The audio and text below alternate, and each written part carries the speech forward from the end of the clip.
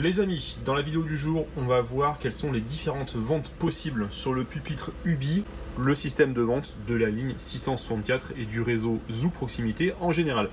Voilà, donc on va aborder que les tickets que nous on peut faire sur cette ligne-là, parce que suivant les lignes, il peut y avoir différents tickets qui peuvent varier suivant les correspondances.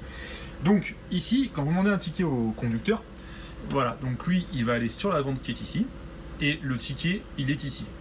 C'est le ticket de base à 2,50 €. S'il n'apparaît pas ici, parce que ça c'est le dernier ticket vendu qui va apparaître dans ce case-là, il faut se rendre dans Zoo Proximité, dans le ticket, voilà, et le ticket est ici. C'est le ticket qui est vendu dans 90% des cas. Et il faut savoir une chose, c'est que si vous voulez faire une correspondance avec une autre ligne du réseau Zoo, c'est ce ticket-là qu'il faut demander, le ticket de base, voilà. C'est ce ticket qui fait office de correspondance. L'autre ticket utilisé, c'est pour les gens qui disposent de la promotion, enfin promotion, c'est une réduction hein, par rapport à un handicap ou autre, c'est le ticket malin à 1,50 € qui est juste là. Voilà, c'est les deux tickets de base. Maintenant, ici, on correspond avec deux réseaux. Donc le réseau Envibus, avec ce magnifique Crealis 18 mètres qui est juste à côté de moi, et à Cannes, le réseau Palmebus, anciennement Palmazur. Donc, quand vous demandez au chauffeur une correspondance, voilà, donc lui il va aller dans Zoo Proximité, là il faut aller dans Zoo 06, et elles apparaissent là, donc le ticket Envibus et le ticket Palmazur, voilà. Le Palmazur c'est un ticket classique, hein, comme le ticket normal à 2,50 €, sauf que dessus il est indiqué qu'il y a une correspondance. Concernant le ticket Envibus, la même chose, ticket classique avec indication de correspondance, mais en plus le conducteur doit vous délivrer un ticket de correspondance comme celui-là, voilà, tout simplement. Hyper important. Donc voilà, vous voyez après il y a d'autres trucs hein, comme la correspondance Azur, le ticket sillage, mais ça c'est pour d'autres lignes, nous on n'est pas concernés.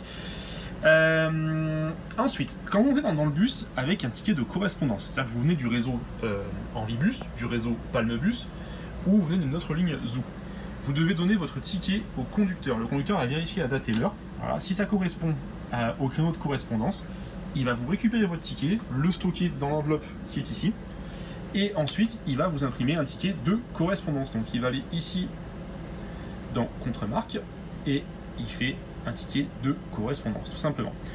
Donc voilà. Dernier cas encore essentiel, c'est pour les ventes sur le téléphone. Maintenant, les clients, vous pouvez acheter votre ticket sur le téléphone grâce à un QR code. Le QR code qui est sur la portière conducteur, qui est juste là, on le voit en transparence. Voilà, vous le scannez et avec l'application, vous pouvez payer un ticket. Dans le bus, il faut le montrer au conducteur, il faut scanner le QR code qui est là, voilà, pour valider le ticket, et il faut aussi le faire en correspondance, c'est hyper important. Et il faut montrer le téléphone au conducteur, en fait, et dessus, il y a un timer qui montre que le ticket est bien en cours d'utilisation.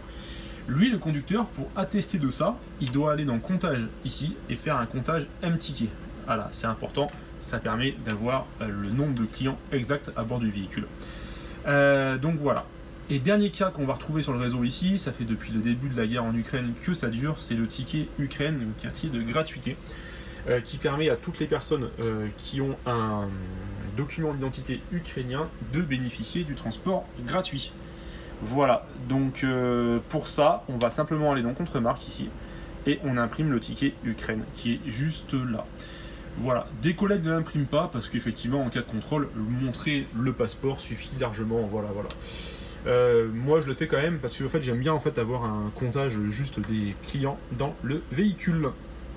Voilà les gars, c'est la fin de cette vidéo, j'espère qu'elle vous a plu. Comme d'hab, je vous dis à vendredi 18 h sur YouTube pour la prochaine vidéo grand format. Encore une fois, pour tous les potos TikTok et Instagram, si vous ne connaissez pas ma chaîne YouTube, n'hésitez pas à y faire un tour, c'est super important pour moi, et surtout pensez à vous abonner. Voilà, allez, ciao les gars.